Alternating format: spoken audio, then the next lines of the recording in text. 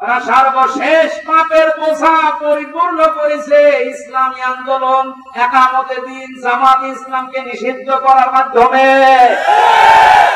এটা না করলে পাপের বোঝা পরিপূর্ণ হচ্ছিল না। সেই শয়তানগুলোর পরামর্শ এটা করেছিল, শয়তান এখন সব ডিম খাচ্ছে, সবগুলো ডিম খাচ্ছে, মজা নেই না। কথা বলে দেখাও, ওদের পাপের বোঝা 5 তারিখের আগ পর্যন্ত পূরণ হয়নি। যেই করেছে 1 তারিখে, 4 তারিখের ভেতরে আমরা সব করেছি। ওদের জন্য অপমানজনক শাস্তি, এর চাইতে আর কত অপমান হবে বলে। কোরআনে কারীম আরবি ভাষায় এসেছে। মুসলমানেরা আমাদেরকে এখন ইমানের দাবি অনুযায়ী আরবি ভাষায় শুদ্ধ করে কোরআন শিখতে হবে, মাস্টি। আমি অনেক পীর সাহেবের বলি, অনেক ইসলামী আন্দোলনের ভাইদেরকেও দেখেছি কোরআনে কারীমের কাছে যে শুদ্ধ করে কোরআন পড়া বোঝার যে সিস্টেম গুলো চালু আছে, এটা 100 ভাগ এখন আমাদের ফলো করা লাগবে। আমি যতটুকু দেখতেছি প্র্যাকটিক্যাল লাইফে, রিপোর্ট গুলো পূরণ করা হয় প্রতিদিন 3 আয়াত 5 আয়াত 10 আয়াত আপনি যা পড়বেন শুদ্ধ করে পড়বেন, বুঝবেন এবং ওটা লিখে রাখবেন। এই সিস্টেম যদি কেউ 4 মাস 6 মাস 1 বছর পালন করতে পারে, আস্তে আস্তে তাহলে শুদ্ধ হয়ে যাবে। আর এটা হওয়ার জন্য দেশে একটা বিশ্ববিদ্যালয় আছে, তার নাম জামাতে ইসলামী। আমি অন্য কোন জায়গায় এসএসসি ব্যবস্থা পাইনি। আপনি যা যা করেছেন সবগুলো পয়েন্ট আকারে ওখানে লেখা লাগে। আপনার জীবন এমনি পরিশুদ্ধ হয়ে যাবে। নিজেকে যদি পবিত্র করতে চান, পরিশুদ্ধ করতে চান, ফিরে আসেন। আহ্বান জানাচ্ছি, দাওয়াত দিচ্ছি। নয়তো আবার বলতে চান না আমি দাওয়াত পাইনি। এখানে দাওয়াত দিয়ে দিলাম। যদি বিশ্ববিদ্যালয়ে পড়ার ইচ্ছা থাকে, আপনি মূর্খ মানুষ হন, অসুবিধা নেই। বিশ্ববিদ্যালয়ে যদি পড়াশোনা করার মন মানসিকতা থাকে, ইচ্ছা থাকে, বাংলাদেশ জামাতে ইসলামীতে আপনি চোখ দিয়ে পড়া দেখবেন বিশ্ববিদ্যালয়ের মতো জীবন ঠিক ওই ধাঁচে গড়ে তুলবে। একটা মানুষ সব দিক থেকে পারদর্শী হওয়া লোকটা দেখেন ডাক্তার। আজকে কুষ্টিয়াতে ভাষণ দেওয়ার সময় তিনি উদাহরণ দিচ্ছিলেন, অনেকে তাকে 7 জন ডাক্তার অপারেশন করতেন। তার মানে ডাক্তারি লাইনে উনি সর্বোচ্চ। কোরআনে কারীমের লাইনে আমি নিজে দেখেছি তার জ্ঞানের বহর এবং শুদ্ধ। হাদিসের লাইনে উনি পাণ্ডিত্য অর্জন করেছে অনেক আমাদের মতো হাজারো আলেমের চাইতেও বেশি। ইংরেজিতে বক্তব্য দিচ্ছে, অনেকে আছে ইংরেজি বক্তব্য করে ইংরেজির নাম শুনতে ভয় পায়, কথা বলতে না। চারিদিক থেকে জ্ঞান অর্জন করার জন্য লোকটাকে যে জায়গা থেকে তুলে নিয়ে এসেছিল আল্লাহ, ওখানে যদি এতদিন থাকতেন বরং নাস্তিক হয়ে যেতেন এই উন্নত। সেখান থেকে আল্লাহ তুলে এনে কত বড় দায়িত্ব দিয়েছে তার মাথার উপরে। এখানে এই বিশ্ববিদ্যালয়ে আপনিও ভর্তি হতে পারেন, এখনো সুযোগ সময় আছে। আপনাকে আমরা জান্নাতে নিয়ে যেতে চাই বিশ্ববিদ্যালয়ে ভর্তি হওয়ার মাধ্যমে। সাফ কথা বলছি, জীবনে গুনাহগার যদি হয়ে থাকেন, গুনাহ অল্প স্বল্প চাই থাক, যদি একামতের দিন কায়েম করা লাগবে দিন, এই আন্দোলনের সাথে একনিষ্ঠভাবে ইখলাসের সাথে লেগে থাকতে পারেন, আমি কোরআন হাতে নিয়ে গ্যারান্টি দিতে পারি আল্লাহ আপনাকে জাহান্নামে দেবে না। আয়াত। আবার বলছি, ইসলামী আন্দোলন যদি দুনিয়ায় করেন, একামতের দিন কায়েম করার জন্য ইখলাসের সাথে অ্যাক্টিভিটিস নিয়ে যদি ময়দানে থাকেন, কায়েম করে ভালো, না হলো আমার অসুবিধা নেই, আপনাকে আল্লাহ জাহান্নামে দেবে না।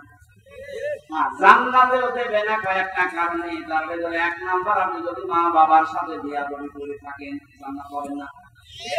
আর এই বিশ্ববিদ্যালয়ে আসলে মা বাবার সাথে বিয়াদবি করার কোন রাস্তা খোলা নেই। সবগুলো একেবারে ট্রেনিং দিয়ে দিয়ে পর্যায়ে নিয়ে যাওয়া হয়। মানুষের মতো মানুষ হওয়ার জন্য, দেশ প্রেমিক মানুষ হওয়ার জন্য এই দেশে ওপেন বলছি ইসলামী ছাত্র শিবির ছাড়া কোন রাস্তা খোলা নেই। আমি যদি বাইরের দিকে জানিয়ে আসেন অন্য সংগঠনগুলো, আমি একটা শিবিরের ছেলেকে নিয়ে যাবো, মামা দুনিয়া সব নিয়ে আসে, 100 ভাগ না হলে আমি 99 ভাগ গ্যারান্টি দিতে পারি। ওদের চরিত্র যদি 100 ভাগের 10 ভাগ ঠিক হয়, এর চরিত্র 100 ভাগের 70 ভাগ ঠিক হবে। আজকের এই অনুষ্ঠানের জন্য কারো পারমিশন লাগে না, অথচ 5 তারিখের আগে অনুষ্ঠান করতে 14 জায়গায় বলা লাগতো। যাদের সাথে ঘৃণায় কথা বলা যায় না, মানুষ মনে করা যায় না, এই মানুষের কাছে বলা লাগতো ভাই একটু লিখে দেন। কথা বলে না কেন? আমি কেন বললাম যে ঘৃণা লাগতো ওদের সাথে কথা বলতে? আমি এমনি বলি নাই, কোরআনে কারীম জানিয়েছে ইন্নাল্লাযীনা কাফারু মিন আহলিল কিতাবি ওয়াল মুশরিকিনা ফি নারি জাহান্নাম খালিদিনা ফিহা উলাইকা হুম শাররুল বারিয়া। ইয়াদের ভেতরে আল্লাহ কথা জানিয়েছেন, নিশ্চয় যারা কিতাব পেয়েছে, আমরা যারা মুসলমান কিতাব পেয়েছি না পাইনি, আমাদের কিতাবের নাম বলেন। ইহুদিরা দাবি করে ওরাও কিতাব পেয়েছে, তাওরাত। খ্রিস্টানরা দাবি করে ওরাও কিতাব পেয়েছে, ইনজিল। 104 খানা সহিফা কিতাব মিলিয়ে আল্লাহ পৃথিবীতে দিলেন। এখানে যারা কিতাব পেয়েছে, কিতাব পাওয়ার পরে যে মানুষগুলো কুফরি করে, তার মানে কিতাবের কথা জানার পর গোপন করে রাখে। মুশরিক যারা পৃথিবীতে, এই মানুষগুলো জাহান্নামে থাকবে চিরকাল। যত সৃষ্টি আল্লাহ বানিয়েছেন সব চাইতে বড় খারাপ সৃষ্টি আল্লাহ তাদের নাম উল্লেখ করেছেন। আমরা তো তাই পেয়েছি, কারণ আমরাও পেয়েছি আমাদের মতো নামধারী মুসলমান যাদের কাছে কোন অনুমতি নেওয়া লাগতো, এরাও পেয়েছে। কথা বলবে না কেন?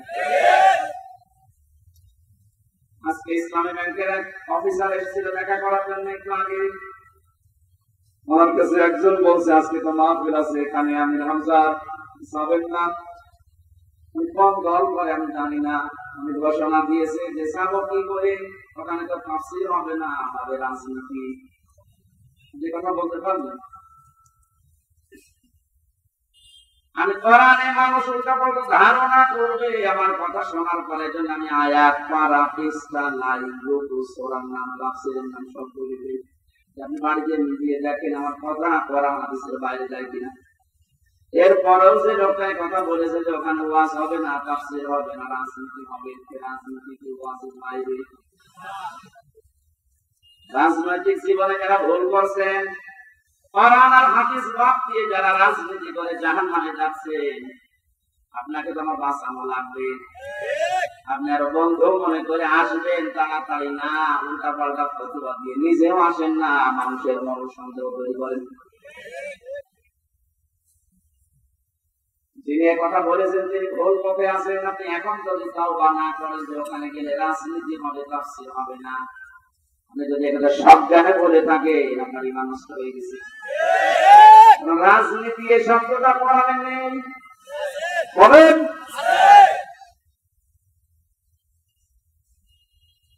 শুধু তাসবিহ আদায় করার জন্য, শুধুমাত্র নামাজ পড়ার জন্য, জিকির করার জন্য যদি আল্লাহ আমাদেরকে মানাতেন, কোরআন শরীফের 9 জায়গায় কথা আছে সাব্বাহা লিল্লাহি মা ফিস সামাওয়াতি ওয়া মা ফিল আরদ। আসমান আর জমিনে যা আছে সব সৃষ্টিগুলো আমি আল্লাহর তাসবিহ আদায় করছি। মানুষকে সৃষ্টি করার পরে তারাও তাসবিহ আদায় করছে, কথা আল্লাহ কোরআনে দেয়নি। মানুষকে আল্লাহ কেন দিয়েছেন পৃথিবীতে? ইন্নী জাইলুন ফিল আরদি খলিফা, অবশ্যই জমিনে আমি প্রতিনিধি পাঠাবো, খলিফা। কি পাঠাবো বলেন? বলেন কেন সৃষ্টি জগতের নাম বললেন? যে জমিন আসমানে যা আছে সবাই আল্লাহ তাসবিহ করছে, আর মানুষ বানানোর আগেই তিনি বললেন আমি জমিনে পাঠিয়েছি খলিফা। এই আয়াত দুইটা সামনে রাখলে বোঝা যায় মানুষকে জিকির করার জন্য, তাসবিহ পড়ার জন্য আল্লাহ বানায়নি, আল্লাহ বানিয়েছে প্রতিনিধি হিসাবে। আপনি প্রতিনিধি হিসাবে যদি এসে থাকেন, আপনার যদি ওই যোগ্যতা না থাকে, তাহলে প্রতিনিধি আপনাকে অবশ্যই নির্বাচিত করা লাগবে। কথা বলেন না, এটা প্রতিনিধি নির্বাচিত করা লাগে। আল্লাহ যেটা করে দেখিয়েছেন, এদিকে দেখেন, এই নির্বাচিত, নির্বাচন, এই শব্দগুলো কোরআনে কারীম থেকে নেওয়া। আল্লাহ পাক বলেন, হুয়া জিতাবাকুম ওয়া মা জাআলা আলাইকুম ফিদ-দীনি মিন হারাজ। তিনি আল্লাহ, তিনি তোমাদেরকে নির্বাচিত করেছেন। কি করেছেন? নির্বাচিত কখন করা হয়? যখন নির্বাচন হয়। 15 বছর তো নির্বাচনই হয়নি, নির্বাচিত কিভাবে হলো? তার মানে যারা ছিল সব অনির্বাচিত। নির্বাচিত যেন করা যায়, সেজন্যই তো ফিল্ড লাগবে। সমান সমান ফিল্ড না হলে আপনি নির্বাচিত করবেন কি করে? আমিরে জামাত ডাক্তার শফিকুর রহমান এইটাই তো জানাতে যাচ্ছে জাতির কাছে, যারা দায়িত্বে আছে তাদের কিছু সময় দেন, তারা এই ফিল্ডটা তৈরি করে দিন। এটা ছিল না বলে তো আপনি আন্দাজে অনির্বাচিত, নির্বাচিত বলে আপনি ঘোষণা দিতেন। ফিল্ড যদি তৈরি না হয়, আপনি তো আবার ওইভাবে দিনের ভোট রাতে করে বলবেন আমিও নির্বাচিত। 4-5 দিন আগে এদেরকে একটা ষড়যন্ত্র চলছিল। নির্বাহী আদেশের মাধ্যমে আইন মন্ত্রণালয় থেকে যারা দায়িত্বে আছে, বিনা ভোটে, বিনা নির্বাচনে 900 ভোটে যে মানুষগুলো আন্দাজে নির্বাচিত হয়েছে বলে ঘোষণা দিয়েছিল, একবারে উপজেলা চেয়ারম্যানও সব বাদ দিয়ে দিয়েছে। ওই মানুষগুলো শুরু করেছিল, না আমরা তো নির্বাচিত, কিসের নির্বাচিত? তুমি ফের তৈরি করেছিলে। আমার তো মনে হয় এদেরকে যারা সাহায্য সহযোগিতা করেছে এই ভোটে দাঁড়ানোর মাধ্যমে নাম দিয়ে, এরা অপরাধী, কারণ এরা নির্বাচিত করতে যায়নি। এখানে আছে, সব দিকে আছে, জাতীয় পার্টির নাম ধরে বলছি, এদের শাস্তি আরো বেশি হওয়া দরকার। কেউ রাজি হয় না তুমি আগে আগে চলে গেলে, মানে আল্লাহ বলছেন হুয়া জিতাবাকুম, তিনি নির্বাচিত করেন। নির্বাচন না হলে উনি নির্বাচিত করবে কি করে? নির্বাচিত করার জন্য আল্লাহ প্রতিনিধিদের মাধ্যমে এটা তৈরি করেছে। আমরা এখন নির্বাচিত করব কাদের, সেই কথা আল্লাহ কোরআনে দিয়েছেন। আমার নিজেরও মনে হচ্ছে যা বলছে সব তো রাজনীতি, আসলে এটা রাজনীতি। আপনি যেটা করবেন কোরআন হাদিস বাদ দিয়ে, ওটা দুর্নীতি। আর আমি কোরআন দিয়ে যেটা প্রমাণ দিয়ে বলছি আপনাকে বাঁচানোর জন্য, এইটাই আসল রাজনীতি। কাকে নির্বাচিত করবেন? কোরআনে কারীম জানিয়েছে সূরা নিসা 5 নম্বর পারা 6 নম্বর পৃষ্ঠা 9 নম্বর লাইনে 60 নম্বর আয়াতে আছে, প্রথম অংশ পাবেন। এটা তাফসীরে ইবনে কাসিরে আছে, ফিজিলালিল কোরআনে আছে। ব্যাখ্যা গুলো লম্বা করে বলতে গেলে সময় যাবে, আর কণ্ঠ পারবে না, এজন্য আমি সামারাইজ করছি, বোঝার জন্য বলছি। ইয়া আইয়ুহাল্লাযীনা আমানু আতিউল্লাহা ওয়া আতিউর রাসূলা ওয়া উলিল আমরি মিনকুম। এখানে আলেম বসে আছে, যারা এখানে বসেন কোরআন হাদিস তারা একটু খেয়াল করবেন, যারা বসেন না তারা একটি কবেন যেন বাড়িয়ে মিলাতে পারেন। আল্লাহ ডাক দিয়েছেন ইমানদারেরা, আমার আনুগত্য করো, আমার রাসূলের আনুগত্য করো। আর তোমাদের ভেতরে যারা উলিল আমর, নেতৃত্ব দেয়, নেতা যারা, তাদেরকে মেনে চলো। প্রশ্ন আমার এখানে আতিউ, এটা ফেল, আর এটা ক্রিয়া। এই শব্দটা আল্লাহ নিজের নামে, রাসূলের নামে দিয়েছেন, কিন্তু উলিল আমরের আগে দেয়নি। শুধু বাবা নাই, এটা নিয়ে যাওয়া লাগবে একটা বাড়িতে, তাহলে ওই যে লোক ইসলামী ব্যাংকের অফিসারের কাছে বলেছে যেখানে রাজনীতি হবে, ও জীবনের কথা বলবে না। আতিউ শব্দটা আল্লাহ নিজের নামে, রাসূলের নামে দিলেন, উলিল আমরের আগে দেয়নি। কেন চাইনি? কারণ আল্লাহ রসুলকে মানা লাগবে, কোনো প্রশ্ন করা যাবে না। কিন্তু ওলিল আমর যদি মেনে চলতে হয়, যেহেতু ওনারা আল্লাহকে তো আপনি এখানে পাচ্ছেন না, রাসূলকে পেয়েছিলেন কিন্তু এখন নেই, কিয়ামত পর্যন্ত তুমি আসবেন না, ওলিল আমর তো আসবে। এজন্য ওলিল আমরকে যদি আপনি মেনে চলতে চান, দেখতে হবে উপরে বর্ণিত এই দুইটা আছে কিনা, আল্লাহ রাসূলকে ওই লোকটা মেনে চলে কিনা। আপনি যাকে নেতা মানবেন, যার নেতৃত্বে চলবেন, যাকে আপনি নির্বাচিত করবেন, আমি এই শর্তগুলোকে বানাচ্ছি। মানে নির্বাচিত করা, নির্বাচন না হলে নির্বাচিত করা যায় না। আল্লাহ তাহলে নির্বাচনের মাধ্যমে নির্বাচিত করেছেন আমাদেরকে।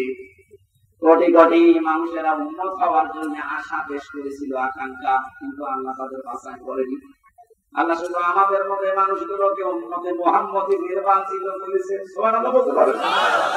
মুসা নবীর মতো, ঈসা নবীর মতো এত বড় পাওয়ারফুল নবীরা আকাঙ্ক্ষা করেছিল যে আমরা নবী হয়েছি ভালো, কিন্তু নবী না হয়ে যদি মুহাম্মদ রাসূলুল্লাহ উম্মত হতে পারতাম আর বড় ভালো হতো। আল্লাহ বলেন না, একজন একটা কবুল করেছিল হযরত ঈসা, এজন্য তিনি আসবেন দুনিয়ায় আবার নবী হয়ে না, উম্মত হয়ে। মুসা নবীর মতো এত বড় নবীর কবুল আল্লাহ করেন যে না, তোমারটা হবে না। আমি এর মাঝে নির্বাচিত হয়ে আমরা কত দামি জায়গায় আছি। বাংলার মুসলমানেরা, আজকে ওয়াজটা যদি আপনি বাড়ি নিয়ে যেতে না পারেন, এরকম ওয়াজ 1 বছর পরে একদিন না, প্রতিদিন 24 ঘন্টা হলেও আপনার কাজ হবে না। এখানে আত্মীয় শব্দটা আল্লাহ দেওয়ার কারণে আল্লাহ রাসূলকে মানতে গিয়ে আপনি কোনো প্রশ্ন করতে পারবেন না, বুঝে আসুক আর না আসুক। হয়তো আপনার স্বল্প জ্ঞানে বুঝে আসছে না, কথা বল না, আল্লাহ আপনার চাইতে ভালো বোঝে না, বোঝে না। কিন্তু ওলিল আমর যারা, এদেরকে মানতে হলে মাস্ট বি, অবশ্যই দেখা লাগবে লোকটা আল্লাহ রাসূলকে মেনে চলে কিনা। যদি মেনে চলে তাকে মানা ফরজ, যদি মেনে না চলে তাকে মানা হারাম। হযরত সাদ ইবনে আব্দুল্লাহ ইবনে সাদ রাদিয়াল্লাহু তাআলা আনহু বিবাহ করার পরে খরমা বিক্রি করলেন, মিষ্টি বা খরমা খেজুর, মনাজাত কমপ্লিট হয়ে গেছে, বিয়ে শেষ, বাসর ঘরে যাবেন, হঠাৎ করে এক কাছে চিঠি নিয়ে এসেছে, ডাক দিয়ে বলে, আব্দুল্লাহ খলিফাতুল মুসলিমিন হযরত ওমর চিঠিটা পাঠিয়েছে। উনি চিঠি পড়লেন, ওখানে লেখা দেখলেন, ও আব্দুল্লাহ, যেখানে থাকো আমি রাষ্ট্রের দায়িত্বে আছি, ওমর, আমি তোমার উলিল আমর বলছি, আমি তোমার উলিল আমর বলছি, যেখানে থাকো চিঠি পাওয়ার পরে সঙ্গে সঙ্গে দেখা করো, তোমার জিহাদের ময়দানে পাঠাবো। উনি মুরব্বীদেরকে জিজ্ঞাসা করলেন, মুরব্বীরা বলেন, হ্যাঁ আপনি যান, কিন্তু বাসরটা শেষ করেন। হযরত আব্দুল্লাহ ওই মজলিসে উঠে দাঁড়িয়ে কোরআনের কয়েকটা আয়াত পড়ে তাদেরকে জানিয়েছিলেন, ইয়া আইয়ুহাল্লাযীনা আমানু মা লাকুম ইযা কিলা লাকুম ইনফিরু ফী সাবিলিল্লাহি ফাকালতুম ইলাল আরদ আরাদিতুম বিল হায়াতিদ দুনিয়া মিনাল আখিরাহ আমা মাতাউল হায়াতিদ দুনিয়া ফিল আখিরাতি ইল্লা কলিল। সূরা তাওবার ভেতরে আছে, আমি শব্দটা বোঝানোর জন্য আয়াতটা পড়লাম, খুব ভালো করে মিলান। তিনি মুরব্বীদেরকে বললেন, হে আমার মুরব্বীরা, আমার মাথার তাজ আপনারা, সম্মান করে আপনাদের আল্লাহ কি ডাক দিলেন আমাকে, ঈমানদারেরা, যখন তোমাদেরকে আল্লাহর রাস্তায় বের হওয়ার জন্য বলা হয়, তখন তোমরা মাটি কামড়ে পড়ে আছো। তোমরা কি দুনিয়ার জীবন পেয়ে সন্তুষ্ট হয়ে গেলে? অথচ আখিরাতের তুলনায় দুনিয়ার জীবন একেবারেই সামান্য। তার মানে এই ময়দানে আমাকে এখন পাঠাতে যিনি চাচ্ছেন, উনি সাধারণ মানুষ না, উনি হচ্ছে উলিল আমর। কেন? হযরত ওমর যেহেতু আল্লাহ রাসূলকে মেনে চলে, এইজন্য ওমরকে মানা এই মুহূর্তে ফরজ। কথা বুঝলে? আজ আমাদের বাস্তবতা যদি আমরা এভাবে মিলাতে পারতাম যে আল্লাহ রাসূলকে যে মেনে চলে আমরা তাকে নির্বাচিত করব, আল্লাহ রাসূলকে যে মেনে চলে না ও আমার বাবা হলেও ওকে আমি নির্বাচিত করব না, কারণ এটা দুনিয়ার বিষয় না, এটা সম্পর্ক আখিরাতের সাথে। নয়তো আমি ধরা খাবো। আপনি যে ধরা খাবেন তার প্রমাণ কি? সূরা বানী ইসরাঈল 15 নম্বর পারা 8 নম্বর পৃষ্ঠা 3 নম্বর লাইনের 72 নম্বর আয়াতের প্রথম অংশে আছে, বাড়িতে মিলাদের যদি বিশ্বাস না হয় আবার ওই লোকের মতো আবার বলেন না যে আজকে রাজনীতি করছে। ইয়াওমা নাদউ কুল্লা উনাসিন বিইমামিহিম, আল্লাহ পাক বলেন কিয়ামতের দিন আমি প্রতিটি মানুষকে বিচারের দ্বিতীয় স্টেপে, প্রথম স্টেপে ডাকবে একা একা, আর দ্বিতীয় স্টেপে প্রতিটি মানুষকে আল্লাহ ডাক দেবে তার নেতার সাথে। কার সাথে? আগে নেতা, এরপরে কর্মী। এটা রেকর্ড হয়ে সারা বাংলাদেশে কালকে ছড়িয়ে যাবে। 18 কোটি মানুষের দায়িত্ব নিয়ে এখন আমি বলছি, কান খাড়া করেন দেশের মানুষেরা, কোরআনের চোখ হাদিসের চোখ লাগিয়ে দেখতে পাচ্ছি আপনি জাহান্নামে যাচ্ছেন। আপনার নিজের বিবেকের কাছে বলেন তো, কিয়ামতে প্রতিটি মানুষকে আল্লাহ যেহেতু তার নেতার সাথে তুলবে, সেই নেতার আদর্শ আপনি মেনে চলেন, যাকে নির্বাচিত করবেন বলে আপনি ভোট দেওয়ার সিদ্ধান্ত নিচ্ছেন, আপনি নিজে থেকেই বলেন ওই লোকটা যদি কিয়ামতে আপনার সামনে দাঁড়ায় আপনি তার পিছনে। আল্লাহ তো আগে ওকে দেখবেন, এরপর আপনাকে। আমার কি মনে হয় ওর যা অবস্থা, ওর যা চরিত্র, ওর যা সুরত সিরাত, করে দেখলে আল্লাহ মাফ করবে বলে মনে হয়? তো এখন ধর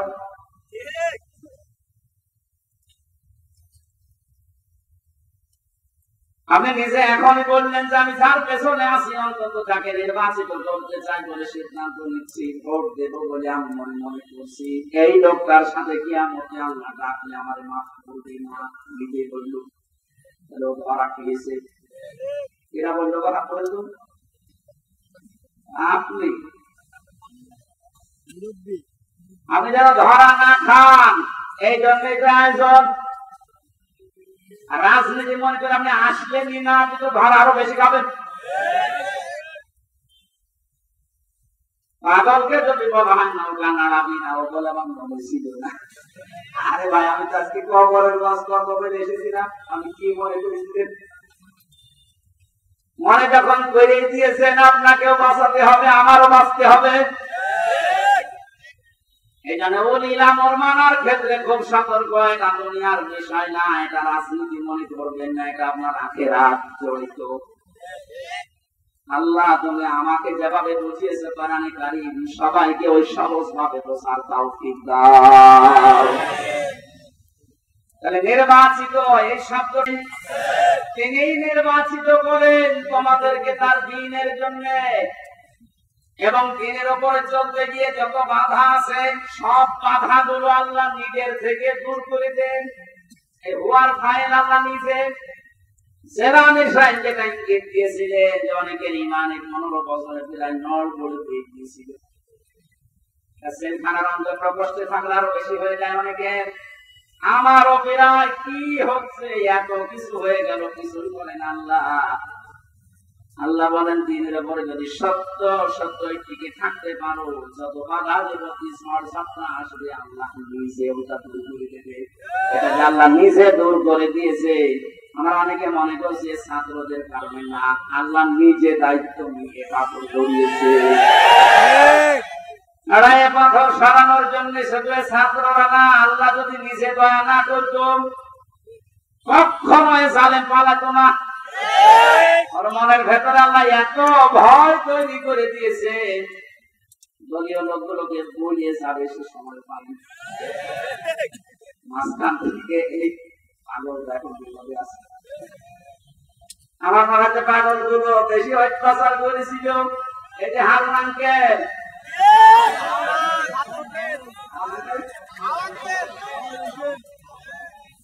ওনার নাম এখন সারা পৃথিবীতে জানে। কি নাম দিয়েছে মহিলারা খবর নেই। এই লোক সেও বলে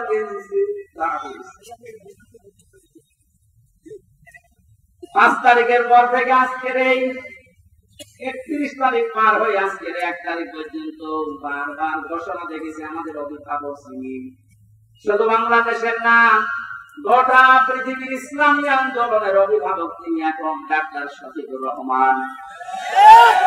দূর থেকে উল্টাপাল্টা ধারণা করতে পারেন যে কি এমন সেনারে শিক্ষিত একটা ডাক্তার। আরে ভাই, তার ক্লাস জানেন, তার তাকওয়া জানেন, তার ইবাদতের খবর জানেন। আমি ছিলাম তার সাথে 4টা দিন।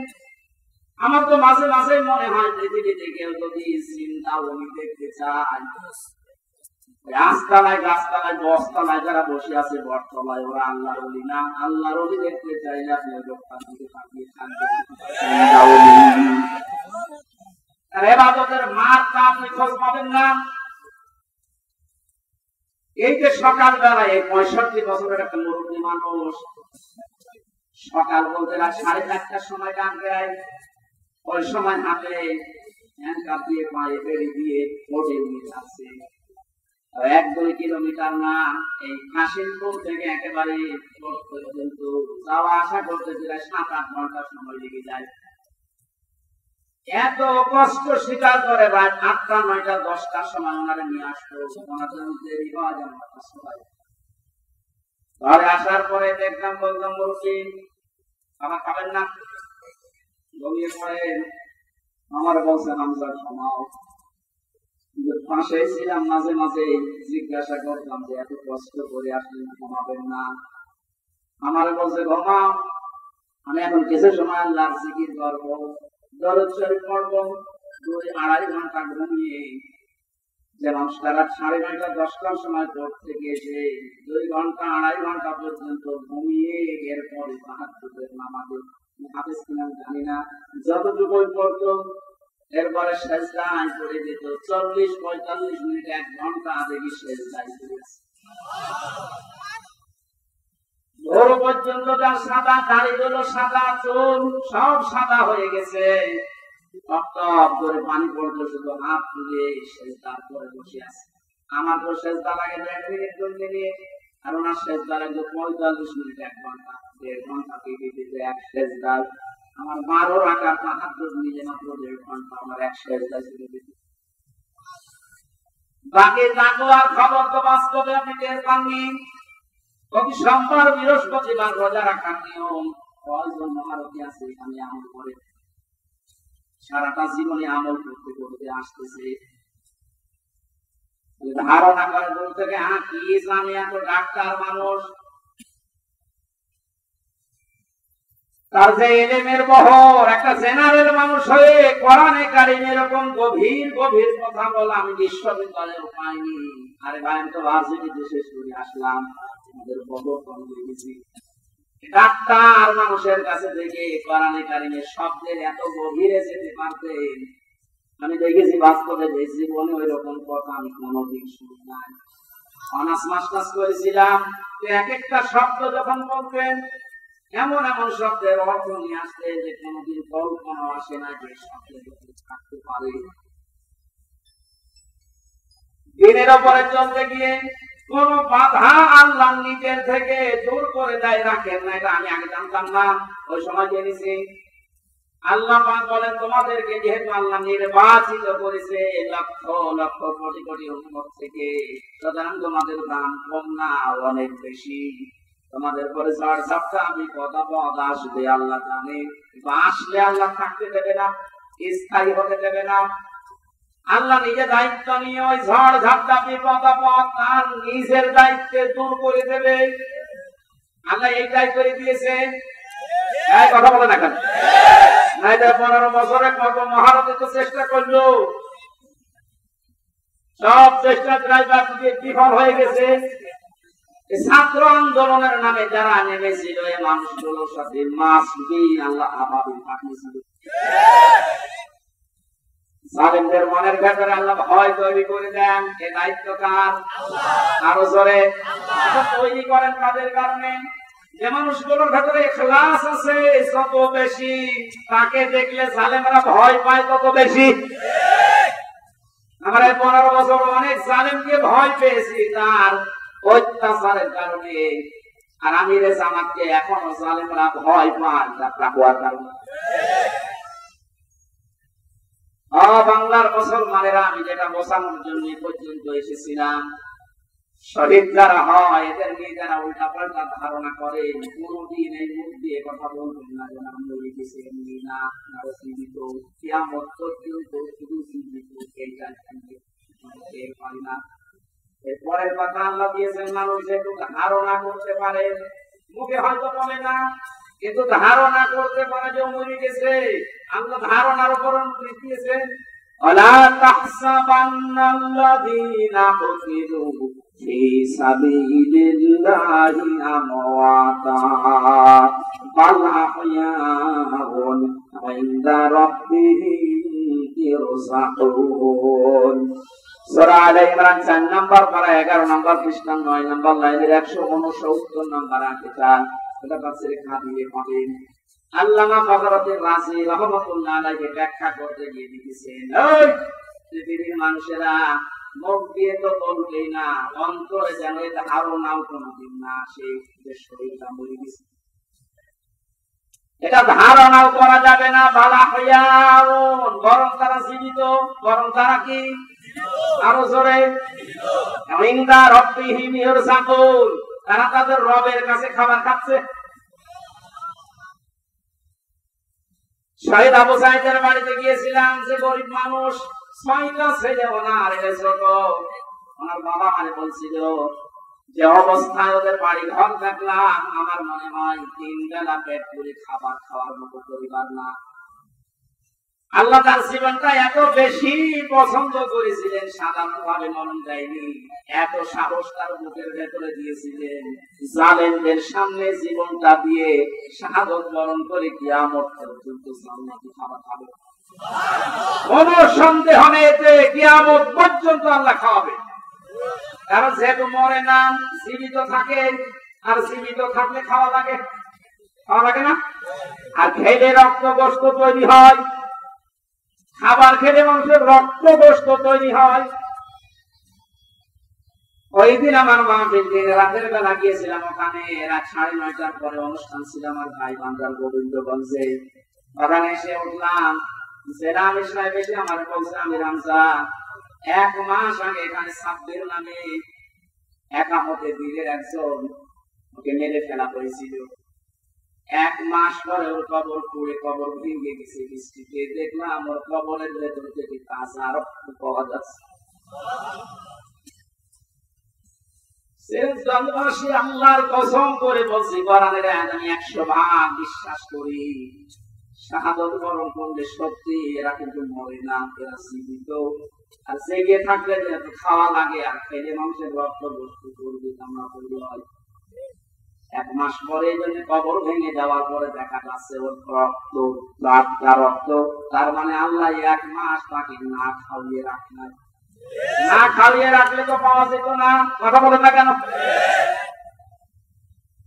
একটা বাস্তব আর একটা প্রমাণ দিচ্ছি, হাদিস। হযরত হামজা রাদিয়াল্লাহু তাআলা আনহু, তার একটা ছোট্ট মেয়ে ছিল। সে শহীদ হওয়ার পরে নবীজির কাছে এসে বলেছিল, ভাই আমার বাবা যে শহীদ হয়েছে, আপনার মুখে আমি শুনেছি কোরআনে আছে যে শহীদরা মরে না, জীবিত, ওরা নাকি জান্নাতে ঘুরে বেড়ায়। আমার বাবা যে শহীদ হয়েছে জীবিত, আমি তা দেখতে চাই। নবীজি বললেন, বোন আমার কি করে দেখাবো এখানে তোমাকে? হঠাৎ করে ছোট মেয়েটা আকাশের দিকে তাকিয়ে বলছে, আব্বু আমি এখানে। নবীজি বলছেন, বোন কাকে ডাক দাও? বলছে, আব্বু ওই যে পাখা লাগিয়ে কার সাথে যেন উঠতেছে।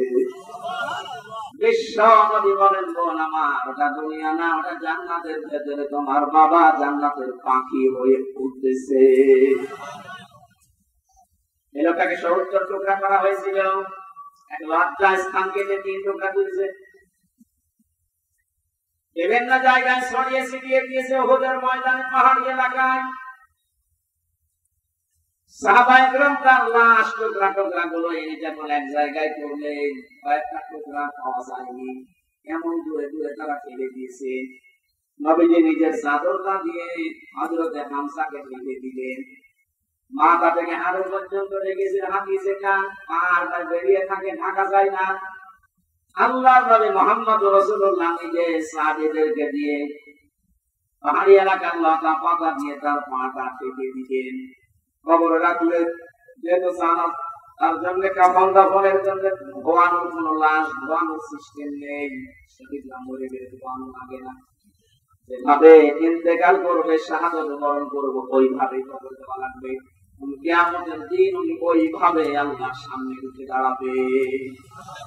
আপনি যদি দেখবেন আবু সাঈদ কিয়ামতে যখন উঠবে, চারটা গুলি লেগেছে যেখানে যেখানে, ওইটা নিয়ে দাঁড়াবে ঠিক ওইভাবে। আল্লাহ জিজ্ঞাসা করবে, আবু সাঈদ তোমার শরীরে এতগুলো গুলি, রক্তের দাগ কেন? বলবে আমি সালেমদেরকে হটানোর জন্য, মানুষের অধিকার প্রতিষ্ঠার জন্য চেষ্টা চালিয়েছিলাম। শেষ পর্যন্ত জালেমরা আমার মুখে, আমার পেটে, আমার মুখের উপরে গুলি লাগিয়েছে। যে সমস্ত জায়গায় গুলি লেগেছে ওই জায়গাগুলো একেবারে জিন্দা নিয়ে তোমার সামনে আমি হাজির হয়ে গেছি। হযরতে হামজাকে আল্লাহর নবী কবরে রাখলেন।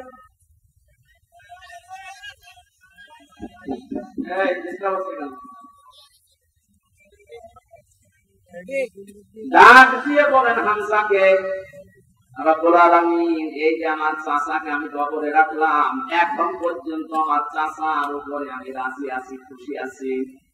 মাবুদ আমি তোমার গোলাম হয়ে বলছি, তোমার রাসূল হয়ে দাবি করছি, আমার চাচা হামজার উপরে তুমি রাজি করে দাও। নবীজি বলেন যদি আমি রাজি হয়ে গেছি, আল্লাহ তুমি রাজি হয়ে যাও। আল্লাহ দেরি করবে? দেরি যে করে নাই, আয়াতটার প্রমাণ তাফসীরে পেয়েছি আমি। ওনাকে কবর দেওয়ার 30 বছর পর কবরটা ভেঙে গিয়েছিল। মদিনায় একটা ঢল হওয়ার কারণে দেখে রক্ত ভেসে আসতেছে পানির ভেতরে।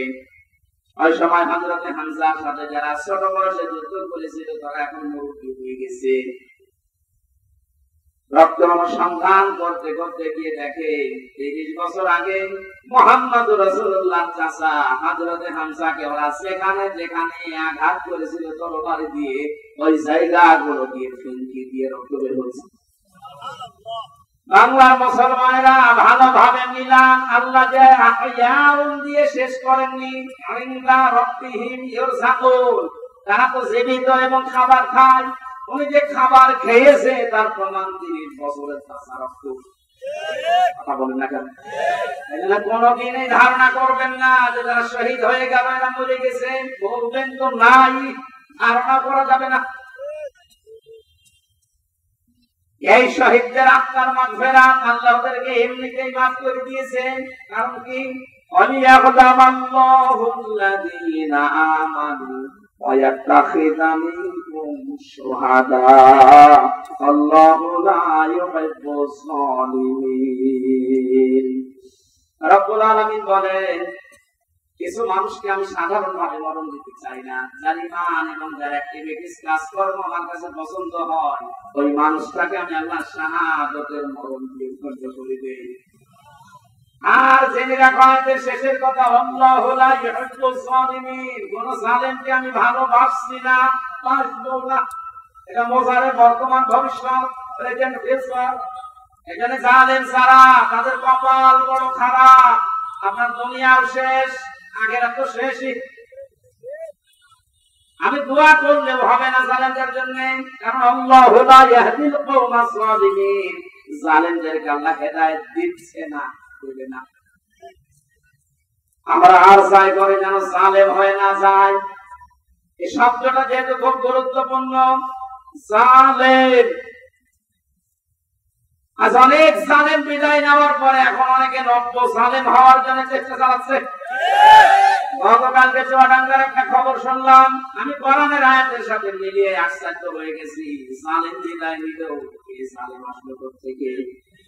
সূরা বাকারার 114 নম্বর আয়াতটা, এই এদিকে দেখেন, ওমান আসলামু মিম্মান মানাআ মাসাজিদাল্লাহি আইয়ুযকারা ফীহা ইসমুহু ওয়া সাআ ফী খারাবিহা ইলা আয়াত।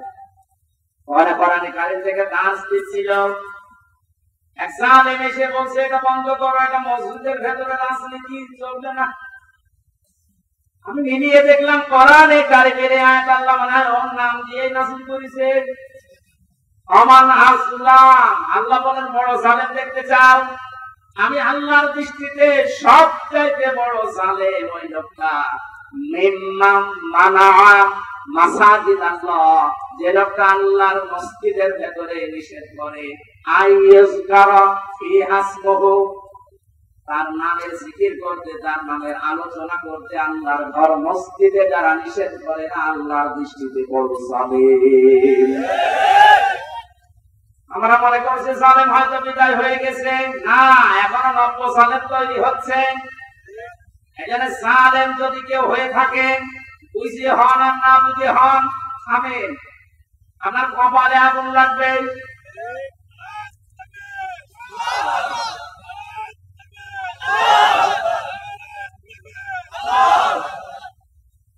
এটা সূরা শুআরার ভেতরে আছে, শেষ নাম্বার আয়াত। আল্লাহ বলেন অতি শীঘ্রই জালেমরা তাদের পরিণতি, তাদের আশ্রয়স্থল দেখতে পাবে। এই জালেমরা যেমন আজ দেখতে পাচ্ছে, এত বড় দল বেশ কেউ দেখলাম জুলুম করার ফল কি? দাড়ি কেটে বাঁচতে পারে না। আল্লাহ বলেন জালেমদেরকে আমি ধরি, কারণ জালেমের বিরুদ্ধে আমার মামলা। কার মামলা? শব্দটা লক্ষ্য করেছেন? জালেমের বিরুদ্ধে হামজা মামলা দেবে না, জালেমের বিরুদ্ধে মামলা দেবে কে? ডাক্তার শফিকুর রহমান আজকেও ঘোষণা দিয়েছে কুষ্টিয়ায়, আমরা সবাইকে সাধারণ ক্ষমা করে দিলাম, কিন্তু যে পরিবারগুলো অত্যাচারিত হয়েছে তারা যদি এখন অত্যাচারের প্রতিশোধ নিতে গিয়ে কিছু করে, ওইটার জন্য আমরা দায়ী না। শব্দটা আসলে ঠিক।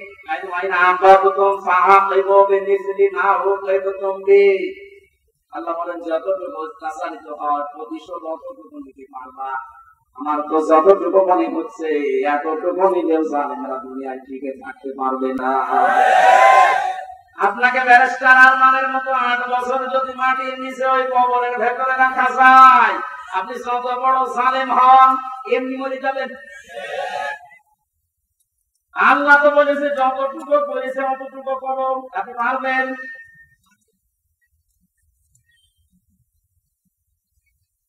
আমার উপরও যতটুকু অত্যাচার হয়েছিল, আমি চাই যাদের দ্বারা হয়েছে, যে মানুষগুলো নিগৃহীত হয়েছে, আমি ওই মানুষগুলোকে অতটুকু না করে ছাড়ব না।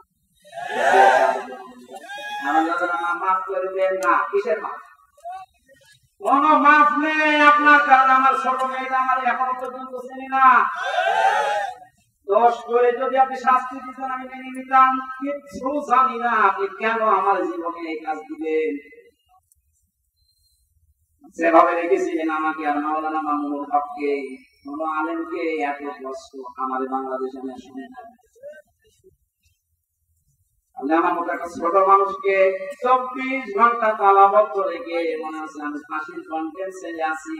কত বড় অপরাধী, অথচ যে মামলাও দিয়েছিলেন, শাস্তি দিলেও 3 মাসের বেশি আপনি রাখতে পারেন না।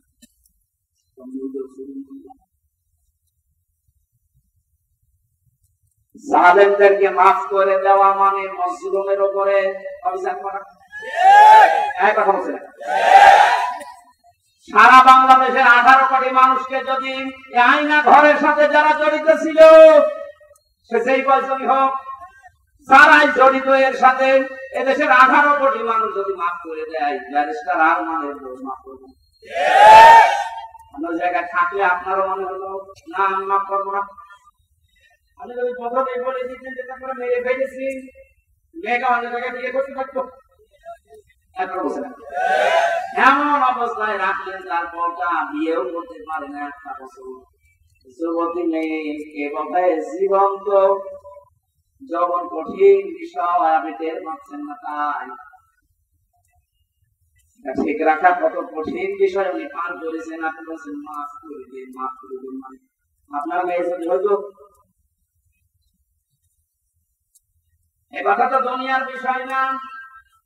জালেম যারা জুলুম করছে না, যেমন রব্ব জুলুম করার জন্য যারা প্রস্তুতি নিচ্ছেন, আপনি কিন্তু নিজের কপালে আগুন লাগাচ্ছেন।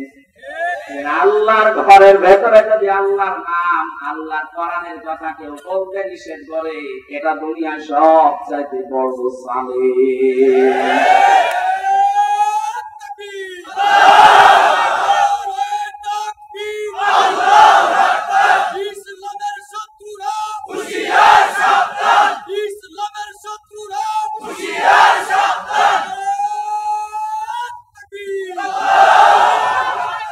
এবার একটা কঠিন আয়াত বলছি, খুব ভয়ঙ্কর। এটা আমি যে জালেম জালেম জালেম বলছি বারবার, কেন জানেন? কারণ জালেমদের বিরুদ্ধে আল্লাহ নিজে অভিযোগ দায়ের করবেন, নিজে মামলা শুরু দেবেন।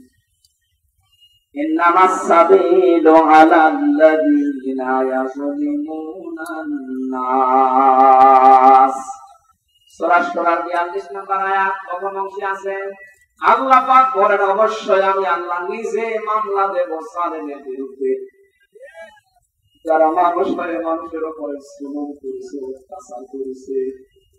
যারা বাংলার জালেমেরা, আপনার দুনিয়া জীবন শেষ, আখিরাত তো আপনি আল্লাহর মামলার আসামি। যিনি বিচারপতি, যিনি রায় দেবেন, তিনি যদি মামলার বাদী হয়, আপনি তো একেবারে সরাসরি খালাস হয়ে যাবেন। বলেন না কেন? আমার মামলার যারা আসামি বাদী ছিল, যারা আমার মামলার যারা বাদী ছিল, তারা টাকা পয়সা বহু খেয়েছে আকিস গ্রুপের কাছ থেকে। গত 10 দিন আকিসের মালিক আমাকে বলছে, হুজুর আপনাকে আমরা চাকরি দিয়েছিলাম আমাদের মসজিদের খতিব হিসাবে, ওই শয়তানরা আপনাকে পেছে ফেলে আমাদের কাছে কয়েক কোটি টাকা থেকে 5 তারিখের আগ পর্যন্ত নিয়েছে। যদি 5 তারিখ না আসতো, এখন আমার মামলার আইনজীবী এই লোকটা মিজানুর রহমান, একের হাতে বাড়ি, আমার মনে হয় পরে পেলে পিটিয়ে মন্ত্রণ করে ফেলবে। আর বাকিগুলোর নাম একবার বলেছিলাম, ওই কুষ্টিয়ার এক মাহফিলে। তারা পরের দিন বলল, হুজুর আর নাম বললেন না, কিছু হলে কিন্তু আমি মারা পড়ে যাবো। তখন ভয় আছে, সালরা দেখেন। তবে এই যে লোকটা 5 তারিখের আগের দিন 4 তারিখ রাত্রে টাকা নিয়েছে, যে মামলার আয়ুটা এখন নাই, থেমে গেছে। আমার মনে হয় 5 তারিখ বাংলাদেশে না আসলে শয়তান এখন টাকা নেবে।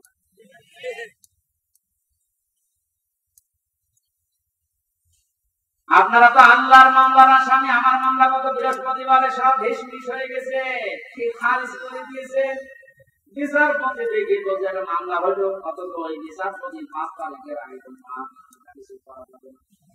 5 তারিখের পরে এখন এই বৃহস্পতিবারে উনি যে দেখে বলছে বিচার করবো, কোনো মাল নেই। অনেক নিজে পড়ে পড়ে দেখছে, বলছে কোনো মাল ম্যাটারেস নেই, কি দেখে বিচার করবো? যা সব বাদ, আমাদের সবাইকে খালাস দিয়ে দিয়েছে। এই যে খালাসি যখন দিয়ে দেবেন, যে 3 বছর আপনি বিনা কারণে জেল খাটালেন, কোন কারণে? খালাস দেওয়া মানে কি? কোনো অপরাধ নেই, কোনো দোষ আমরা পাইনি। খালাস দেওয়া মানে তাহলে দোষ তো আমার নেই, আপনি নিজেই প্রমাণ করে দিলেন। বিনা কারণে 3টা বছর নষ্ট করলেন। গতকালকে একজন মুসলমান হয়েছে পরশুদিন। আমার মনে হয় 3টা বছরে যদি আমি বাইরে থাকতাম, এই 20 সালের আগ পর্যন্ত 53 জন মানুষ মুসলমান হয়েছিল কোরআন শোনার পর। বের হয়ে একজন হয়ে গেল। 3 বছর থাকলে আমার মনে হয় এখনো পর্যন্ত 50 জনের উপরে মানুষকে আমি জান্নাতে দিতে পারতাম। আপনি সুযোগ থেকে বঞ্চিত করে দিলেন। জালেম যারা, তারা হামজার মামলার আসামি না। হামজার মামলার আসামি তো হবে কিয়ামতে, আমি না পারলাম জান্নাতে দিতে না। সবচাইতে বড় দুঃখ আপনার জন্য, আপনি আল্লাহর মামলার আসামি। আল্লাহ আমাদের হেফাজত করুন জালেম হওয়া থেকে, বলেন আমিন। আমিরে জামাত শুধু একবার একটু ইঙ্গিত দিয়েছে, এক জালিমের হাত থেকে মুক্তি পেয়েছে, আর কোন জালিম যেন আমাদের মাথার উপরে বসতে না পারে। আর অনেকের এখন দেখি চুল কানে আরম্ভ হয়ে গেছে। কোন কারণ আপনার চুল কানে আসবে? আপনি কি জানেন? তার মানে আপনি নিজের থেকে মনে মনে ভাবছেন যে আমি এগুলো করছি, সামনেও করব, আপনিও যাবেন। ঠাকুর ঘরে কে রে? মনিকা আপনার নাম বলে বলেছে? বলেন কোন কারণে নিজে থেকে টেনে নিন?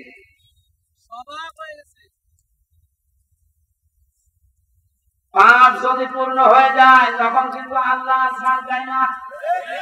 ওয়ালা ইয়াহসাবান্নাল্লাযীনা কাফারু আন্নামা নুমলি লাহুম খায়রুল লিআনফুসিহিম ইন্নামা নুমলি লাহুম লিয়াজদাদু ইসমা ওয়া লাহুম আযাবুন মুহিন। কাফেররা ধারণা করে আমাদের চেয়ার যে বসে আছি, ক্ষমতা চেয়ার, এর নরম চরণ নেই, এটা মনে হয় আল্লাহ ভালো বেশি আমাদেরকে দিয়েছে। আল্লাহ বলেন না, ওরা মনে করে আমাদের কল্যাণের জন্য চেয়ার, আমরা যা করছি সবই তো বৈধ। আল্লাহ বলেন তোদেরকে তোদের পাপের বোঝাটা পরিপূর্ণ করার জন্য আমি আল্লাহ চেয়ার বসিয়ে রেখেছি। ওরা সর্বশেষ পাপের বোঝা পরিপূর্ণ করেছে ইসলামী আন্দোলন, একামতে দিন, জামাত ইসলামকে নিষিদ্ধ করার মাধ্যমে। এটা না করলে পাপের বোঝা পরিপূর্ণ হচ্ছিল না। সেই শয়তানগুলোর পরামর্শ এটা করেছিল, শয়তান এখন সব ডিম খাচ্ছে, সবগুলো ডিম খাচ্ছে, মজা নেই না। কথা বলে দেখাও, ওদের পাপের বোঝা 5 তারিখের আগ পর্যন্ত পূরণ হয়নি। যেই করেছে 1 তারিখে, 4 তারিখের ভেতরে আমরা সব করেছি। ওদের জন্য অপমানজনক শাস্তি, এর চাইতে আর কত অপমান হবে বলে বলছিলেন না? জানছিলাম ঈদ মাসে আমার মনে হয় আমরাও সুযোগ পাচ্ছি না, সুযোগ পেলে আমরা দু একটা কারণ আপনারা যা করেছেন আমার সাথে কম বেশি এই দেশে যদি 10 জন আলেমকে পরিস্থিতির দিক থেকে, এলেম আমল না, শুধু পরিস্থিতির দিক থেকে 10 জন মানুষকে সারা বাংলাদেশে চেনে, তারা জানে এটার ভেতর থেকে শুনতে শুনতে আসেন আমরা বলে এখন বাড়িতে আসার সময় মায়ের কোলে বসে বসে কি খাচ্ছে, চিপস খাচ্ছে, আর ওই দেখান তার মানে ও পেটের ভেতরে শুনতে শুনতে আন্দোলন এখন আছে। এইরকম একটা পরিচিত মানুষের সাথে আপনি আমার মাজায় দড়ি দিয়ে, মায়ের ভেতরে বেড়ি দিয়ে, তাও ঠান্ডা বেড়ি, হাতের ভেতরে আপনি হ্যান্ডকাপ দিয়ে কালো কাপড় দিয়ে চোখ বেঁধে আপনি 11 ঘন্টা টাঙিয়ে রাখলেন, আপনি মানুষ।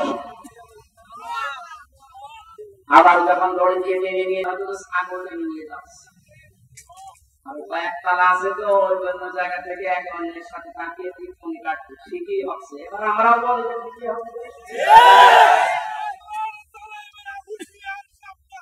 আপনি সব বলেন, আপনি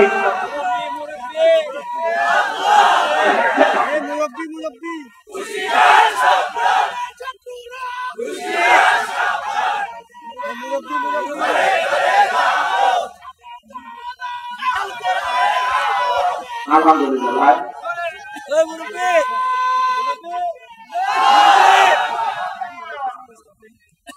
আমাদের মুরব্বি আমাদের মাথার কাছের কথা মতো আপনাদেরকে আমরা মাফ করে দিলাম, কিন্তু আপনারা যা করেছেন কোরআন হাদিস পড়ে যা বুঝছি, আল্লাহ আপনাদের মাফ করবে না, আল্লাহ নিজে আপনাদের বিরুদ্ধে মামলা করবে। জালেম সারা এবং জালেম এখন যারা নতুন করে ঢুকছেন, আপনারা আল্লাহর মামলা কেসে আসামি। খুব গুরুত্বপূর্ণ বিষয়টা খেয়াল করে জীবন চালাবেন। যে মানুষগুলোর আপনার মাগফিরাত এবং রূহের আহত মানুষদের সুস্থতায় কামনায় তাফসীর মাহফিলের আয়োজনে, বিশাল আয়োজনে যারা আঞ্জাম দিয়েছে, যারাই খেদমত করেছে এত বড়, আল্লাহ প্রত্যেককে তাদের মনের কামনা বাসনা পূরণ করুন। আমরা বারবার বলছি, আমরা কিন্তু এখনো পর্যন্ত বিজয় অর্জন করতে পারি না, আমরা শুধুমাত্র স্বাধীন হয়েছি, আমরা জুলুম মুক্ত হয়েছি, এখনো পুরোপুরি না, ষড়যন্ত্র তো থেমে নেই। এই জন্য আসল বিজয় হবে তখন যখন দেখবো কোরআনে কারীম দিয়ে 56,000 বর্গ মাইল চলছে। কারণ এই দেশটায় 53 বছরে বাবা চালিয়েছে, স্বামী চালিয়েছে, চাচা চালিয়েছে, বুবু চালিয়েছে, ভাবি চালিয়েছে, সবই আমি না দেখি মুরুবিয়া দেখি। কথা বলে না কেন? শুধুমাত্র এখন দেখতে বাকি আছে এইটা দিয়ে চললে কেমন লাগে? এইটা দিয়ে যেন সংসদ চলে, দেশটা চলে, দেখতে চান না?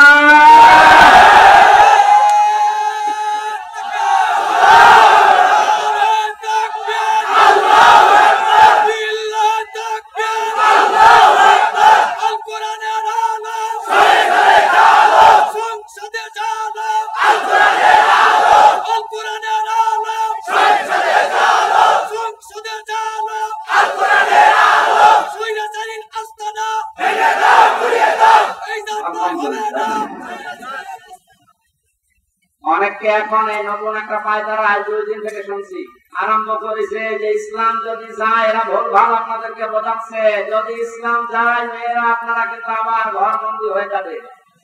এই জুজুর ভয় দেখিয়ে লাভ নেই, মেয়েরা এখন বুঝতেছে। আপনি স্ট্যাটাস গুলো পড়ে ফেসবুকে অধিকাংশ মেয়েরা এখন বলতে চাচ্ছে ইসলাম আসলে আমরা মায়ের কোলে থাকবো। আমিরে জামাত ঘোষণা দিয়েছে যদি আল্লাহ আমাদেরকে কবুল করেন, মেয়েরা যে নিরাপত্তা পাবে কিয়ামত পর্যন্ত এই দেশের মেয়েরা ভুলতে পারবে না যে আবার কোরআন বাদ অন্য কিছু আসবে। আমরা দেখাতে চাই, দেখাবো ইনশাআল্লাহ। কোরআনের সূরা সূরা, সূরা মানে সংসদ, সূরা মানে কি? যেহেতু সংসদ নির্বাচন সামনে আসছে, সংসদ নির্বাচন করার জন্য যে 7টা পদ্ধতি আছে, 7টা গুণ দেখে দেখে নেতা নির্বাচন করা যায়, ওই কথাগুলো আল্লাহ সূরা সূরার ভিতরে দিয়েছে। আমরা মাত্র একটা আয়াত পড়েছি, আয়াতের নাম্বার 7। কত? আমরা সব কিছু বাদ দিয়ে সরাসরি কোরআনের আয়াতে যাচ্ছি। আল্লাহ পাক বলেন ওয়াকাযালিকা আওহাইনা ইলাইকা, আমি এইভাবে করে এই হে নবী আপনার প্রতি ওহী নাযিল করেছি। এই আয়াত নাযিল করা দেখে বোঝা যাচ্ছে এর আগে আল্লাহ বিভিন্ন নবীদের উপরে ওহী দিয়েছিলেন নাকি? ধারাবাহিকতায় বিশ্ব নবীও পেয়েছেন। আল্লাহর নবীকে আমরা যেটা দিলেন কোরআনান আরাবিয়্যা, নবীকে যে আল্লাহ ওহী দিয়েছেন তার নাম আরবি কোরআন। কি কোরআন? এই ভাষাটা যে আমাদের মাতৃভাষা না, এজন্য আমাদের কাছে একটু কঠিন লাগে। কিন্তু পৃথিবীতে সবচেয়ে সহজ ভাষা আল্লাহ জানিয়েছেন আরবি ভাষা। ওহী যে কোরআনে কারীম আরবি ভাষা এসেছে, মুসলমানেরা আমাদেরকে এখন ঈমানের দাবি অনুযায়ী আরবি ভাষায় শুদ্ধ করে কোরআন শিখতে হবে, মাস্ট বি। আমি অনেক পীর সাহেবের বলি, অনেক ইসলামী আন্দোলনের ভাইদেরকেও দেখেছি কোরআনে কারীমের কাছে যে শুদ্ধ করে কোরআন পড়া বোঝার যে সিস্টেম গুলো চালু আছে, এটা 100 এখন আমাদের ফলো করা লাগবে। আমি যতটুকু দেখতেছি প্র্যাকটিক্যাল লাইফে যে রিপোর্ট গুলো পূরণ করা হয়, প্রতিদিন 3 আয়াত 5 আয়াত 10 আয়াত আপনি যা পড়বেন শুদ্ধ করে পড়বেন, বুঝবেন এবং এটা লিখে রাখবেন। এই সিস্টেম যদি কেউ 4 মাস 6 মাস 1 বছর পালন করতে পারে, আস্তে আস্তে তাহলে শুদ্ধ হয়ে যাবে। আর এটা হওয়ার জন্য দেশে একটা বিশ্ববিদ্যালয় আছে, তার নাম জামাতে ইসলামী। আমি অন্য কোন জায়গায় এসএসসি ব্যবস্থা পাইনি। আপনি যা যা করেছেন সবগুলো পয়েন্ট আকারে ওখানে লেখা লাগে। আপনার জীবন এমনি পরিশুদ্ধ হয়ে যাবে। নিজেকে যদি পবিত্র করতে চান, পরিশুদ্ধ করতে চান, ফিরে আসেন। আহ্বান জানাচ্ছি, দাওয়াত দিচ্ছি। নয়তো আবার বলতে চান না আমি দাওয়াত পাইনি। এখানে দাওয়াত দিয়ে দিলাম। যদি বিশ্ববিদ্যালয়ে পড়ার ইচ্ছা থাকে, আপনি মূর্খ মানুষ হন, অসুবিধা নেই। বিশ্ববিদ্যালয়ে যদি পড়াশোনা করার মন মানসিকতা থাকে, ইচ্ছা থাকে, বাংলাদেশ জামাতে ইসলামীতে আপনি চোখ দিয়ে পড়া দেখবেন বিশ্ববিদ্যালয়ের মতো জীবন ঠিক ওই ধাঁচে গড়ে তুলবে। একটা মানুষ সব দিক থেকে পারদর্শী হওয়া লোকটা দেখেন ডাক্তার। আজকে কুষ্টিয়াতে ভাষণ দেওয়ার সময় তিনি উদাহরণ দিচ্ছিলেন, উনি কিন্তু একটা 7 জন ডাক্তার অপারেশন করতেন। তার মানে ডাক্তারি লাইনে উনি সর্বোচ্চ। কোরআনে কারীমের লাইনে আমি নিজে দেখেছি তার জ্ঞানের বহর এবং শুদ্ধ। হাদিসের লাইনে উনি পাণ্ডিত্য অর্জন করেছে অনেক আমাদের মতো হাজারো আলেমের চাইতেও বেশি। ইংরেজিতে বক্তব্য দিচ্ছে, অনেকে আছে ইংরেজি বক্তব্য করে ইংরেজির নাম শুনতে ভয় পায়, কথা বলতে না। চারিদিক থেকে জ্ঞান অর্জন করার জন্য লোকটাকে যে জায়গা থেকে তুলে নিয়ে এসেছিল আল্লাহ, ওখানে যদি এতদিন থাকতেন বরং নাস্তিক হয়ে যেতেন এই উন্নত। সেখান থেকে আল্লাহ তুলে এনে কত বড় দায়িত্ব দিয়েছে তার মাথার উপরে। এখানে এই বিশ্ববিদ্যালয়ে আপনিও ভর্তি হতে পারেন, এখনো সুযোগ সময় আছে। আপনাকে আমরা জান্নাতে নিয়ে যেতে চাই বিশ্ববিদ্যালয়ে ভর্তি হওয়ার মাধ্যমে। সাফ কথা বলছি, জীবনে গুনাহগার যদি হয়ে থাকেন, গুনাহ অল্প স্বল্প চাই থাক, যদি একামতের দিন কায়েম করা লাগবে দিন, এই আন্দোলনের সাথে একনিষ্ঠভাবে ইখলাসের সাথে লেগে থাকতে পারেন, আমি কোরআন হাতে নিয়ে গ্যারান্টি দিতে পারি আল্লাহ আপনাকে জাহান্নামে দেবে না। আবার বলছি, ইসলামী আন্দোলন যদি দুনিয়ায় করেন, একামতের দিন কায়েম করার জন্য ইখলাসের সাথে অ্যাক্টিভিটিস নিয়ে যদি ময়দানে থাকেন, কায়েম করে ভালো না হলো আমার অসুবিধা নেই, আপনাকে আল্লাহ জাহান্নামে দেবে না। জান্নাতেও দেবে না কয়েকটা কারণে। তার ভেতরে এক নাম্বার, আপনি যদি মা বাবার সাথে বিয়াদবি করে থাকেন জান্নাত পাবেন না। আর এই বিশ্ববিদ্যালয়ে আসলে মা বাবার সাথে বিয়াদবি করার কোন রাস্তা খোলা নেই। সবগুলো একেবারে ট্রেনিং দিয়ে দিয়ে পর্যায়ে নিয়ে যাওয়া হয় মানুষের মতো মানুষ হওয়ার জন্য, দেশ প্রেমিক মানুষ হওয়ার জন্য। এই দেশে ওপেন বলছি, ইসলামী ছাত্র শিবির ছাড়া কোন রাস্তা খোলা নেই। আমি যদি বাইরের দিকে জানিয়ে আসেন অন্য সংগঠনগুলো, আমি একটা শিবিরের ছেলেকে নিয়ে যাবো, মামান দুনিয়া সব নিয়ে আসে। 100 ভাগ না হলে আমি 99 ভাগ গ্যারান্টি দিতে পারি। ওদের চরিত্র যদি 100 ভাগের 10 ভাগ ঠিক হয়, এর চরিত্র 100 ভাগের 70 ভাগ ঠিক হবে। আল্লাহ রাব্বুল আলামিন কোরআনে কারীমকে যে ওহী হিসাবে আরবি ভাষা দিয়েছেন, এখানে সঙ্গে একটা মাদ্রাসা আছে, যে বাড়িতে ছিলাম তিনি বলছিলেন আপনাদের একটা সুযোগ আছে আল্লাহর এই ওহীকে শিক্ষা করার জন্য এরকম মাদ্রাসায় আপনি ভর্তি হয়ে যান, যে বয়সে থাকেন। কোরআন শুদ্ধ করা ছাড়া, কোরআন পড়া ছাড়া আল্লাহর নিকটবর্তী হওয়া যাবে না। ইমাম মালিক বলেছিলেন, মাবুদ তোমার প্রিয় হওয়া যায় কিভাবে? 100 বার তিনি আল্লাহকে স্বপ্ন দেখে একই কথা বলেছিলেন যে তোমার প্রিয় হওয়া যায় কি করে? আল্লাহ পাক বলেন, ইমাম মালিক কোরআন পড়ো, কোরআন পড়ো। উনি বারবার প্রশ্ন করতেন, আল্লাহ বুঝে পড়বো না বুঝে পড়বো? আল্লাহ পাক বারবার জবাব দিয়েছেন, বুঝে পড়ো না বুঝে পড়ো, শুদ্ধ করে পড়ো, তার তীরের সাথে পড়ো, আমি আল্লাহর প্রিয় পাত্র হয়ে যাবে। আমরা যেহেতু মালিকের প্রিয় হতে চাই, এখানে আমাদের শুদ্ধ করে মাস্ক দিয়ে তা পড়া শেখাই লাগবে। আল্লাহ রাব্বুল আলামিন এর পরে বলেন, লিতুনজিরা উম্মাল কুরআ ওয়া মান হাওলাহা। এই কোরআন দিয়ে আপনি মক্কার এবং মক্কার আশেপাশে যা আছে, এই আশপাশ বলতে তামাম দুনিয়া বুঝিয়েছেন আল্লাহ। তাফসীর ইবনে কাসিরে লিখেছেন, ওমান হাওলাহা মানে সমগ্র পৃথিবী। সুতরাং এখন নবী নেই, উনি থাকলে কাজটা করতেন। সৌদি আরব থেকে বাংলাদেশে এসে আপনাদেরকে সতর্ক করতেন। এই সতর্ক বাণী পড়া কোরআন শরীফে আছে 500টা। কয়টা? সবচেয়ে বেশি যে বিষয়টা দিয়ে মানুষ সতর্ক হতে পারে তার নাম কিয়ামত। কারণ এইটার জবাবদিহিতা যতদিন পর্যন্ত আপনি উপলব্ধি করতে না পারেন যে কিয়ামত হবে, আল্লাহ বলেন তুনজিরা ইয়াউমাল জামিউ লা রাইবা ফি, ওই দিন সম্পর্কে সতর্ক করো যেদিন সম্পর্কে কোনো সন্দেহ নেই, সন্দেহের অবকাশ পর্যন্ত নেই। মানুষের জীবন পরিশ্রম হওয়ার জন্য 8টা মাধ্যম আছে, তার 1 নাম্বার মাধ্যম এইটা যে যত বেশি জবাব দিতে হবে, আল্লাহর দরবারে দাঁড়াতে হবে, এরকম টেন্ডেন্সি যত বেশি তৈরি করবে তার জীবন তত বেশি পরিশ্রম হবে। খলিফাতুল মুসলিমিন হযরত আবু বকর সিদ্দিক রাদিয়াল্লাহু তাআলা আনহুকে তার স্ত্রী উম্মে রোমানা ডাক দিয়ে বললেন, স্বামী আমার বাইতুল মালের দায়িত্বে আছে, খাজানচিতে। অর্থমন্ত্রীকে আপনি বলেন আগামী মাস থেকে যেন আগামী মাসের যে বেতন আছে ওটা যেন অ্যাডভান্স আমাদেরকে দিয়ে দেয়। উনি বললেন, কেন? ছেলে আপনার পায়েস খেতে চেয়েছে, পায়েসের টাকা আমাদের কাছে নেই। চলে গেলেন বাইতুল মালে, ডাক দিয়ে বললেন আমার কিছু টাকা পয়সা লাগবে, যেহেতু এ মাসের টাকা আমি নিয়ে নিয়েছি, আগামী মাসের টাকা আমার এখানে অ্যাডভান্স দিয়ে দেন। বাইতুল মালে যিনি দায়িত্বে ছিলেন তিনি ওই রকমই তেল মারা মানুষ না। তিনি ডাক দিয়ে বললেন খলিফা, টাকা আমি আপনাকে আগামী মাসে দিতে পারি, আপনি আগামী মাস পর্যন্ত বেঁচে থাকবেন, এটা লিখে দেন।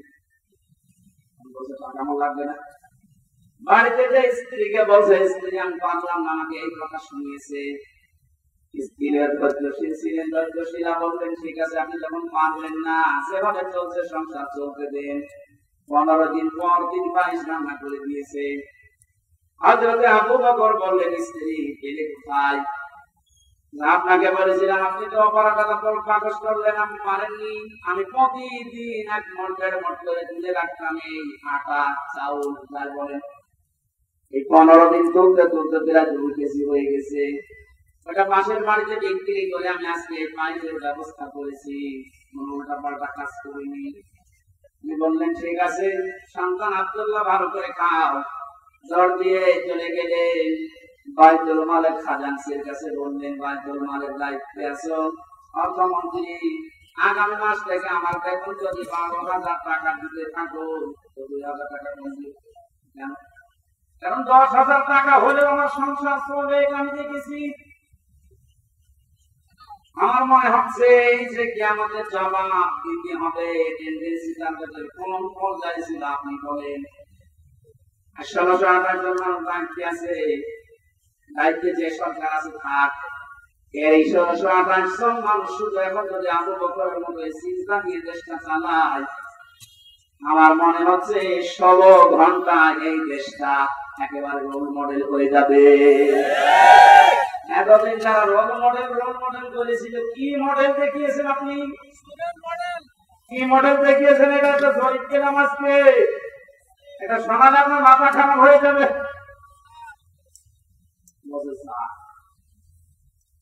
2009 সালে পিলখানার নির্মম হত্যাকাণ্ড, আমার সাথে 1500 জন মানুষের, তার ভেতরে আমার মনে হয় 900 মানুষকে আমি পরিচয় করেছিলাম বিডিআর বিদ্রোহের নাম দিয়ে।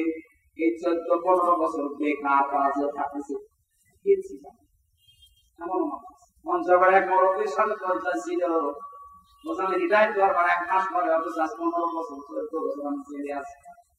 2013 সালে হেফাজতের কর্মীদের শাপলা চত্বরে যে নির্মম হত্যাকাণ্ড, 2014 সালে একক নির্বাচন, 2018 সালে কোটা আন্দোলনকারীদের নির্মম নির্যাতন, 2018 সালে নিরাপদ সড়ক আন্দোলনকারীদের নির্মম নির্যাতন, 2018 সালের নির্বাচনী ডায়েরি ভোট, বিরোধী দলীয় নেতা কর্মীকে গুম, খুন, হত্যা এবং আয়নাঘর,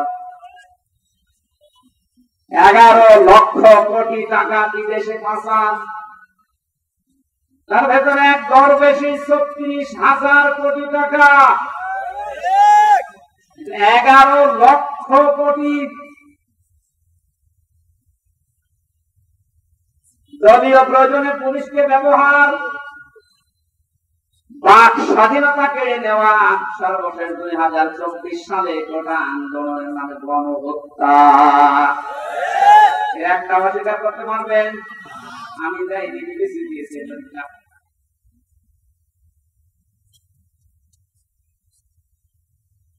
এই জন্য তো বলছি 1628 জন মানুষ যদি বাংলাদেশে এখন হযরতে আবু বকরের এই মন নিয়ে দেশটা চালাতে পারে, আন্দাজে উল্টা পাল্টা টার্গেট দেওয়া লাগবে না। কি রোল মডেল বানিয়েছিলেন, এই যে জরিপ এখন সামনে আসতেছে, কত বড় দুর্নীতিগ্রস্ত একটা রাষ্ট্র হয়ে গেলে বাইতুল মুকাররমের ইমাম পর্যন্ত একটা বড় মসজিদের খতিব, সে লোকটা পালিয়ে গেল, তার মানে কোন জায়গাটা বাকি আছে আপনি বলেন? একটা মসজিদের খতিব যদি পালিয়ে যায়, আসলটা তো পালিয়েছে, মসজিদের খতিব পালিয়েছে। তার মানে তামাম দুনিয়া দেখেছে যাতে কোন পর্যায়ে দুর্নীতিকে নিয়ে গিয়েছিল, আর রোল মডেল বানিয়েছেন বাংলাদেশে। রোল মডেল হবে হযরত আবু বকরের চিন্তা নিয়ে আসেন। যে আমার 8,000 10,000 টাকা হলে মাস চলে যায়, অর্থমন্ত্রীকে আগামী মাস থেকে তুমি 2,000 কম দিও। কিয়ামতে জবাব দিতে হবে। বিশ্বাস যত বেশি তৈরি হবে আপনার জীবন পরিচ্ছন্ন হবে। ফারিকুল ফিল জান্নাতি ওয়া ফারিকুল ফিস সাঈর। একদল মানুষকে আল্লাহ জান্নাতে প্রবেশ করাবে, একদল মানুষকে জাহান্নামে দেবে। সুতরাং যাদেরকে জান্নাতে যাওয়ার ঘোষণা দিচ্ছে, আল্লাহ যেন এই দলে শামিল হওয়ার তৌফিক দেন। আমিন, আল্লাহুম্মা আমিন। লা ইলাহা ইল্লা আনতা সুবহানাকা ইন্নী কুনতু মিনাজ জালিমিন।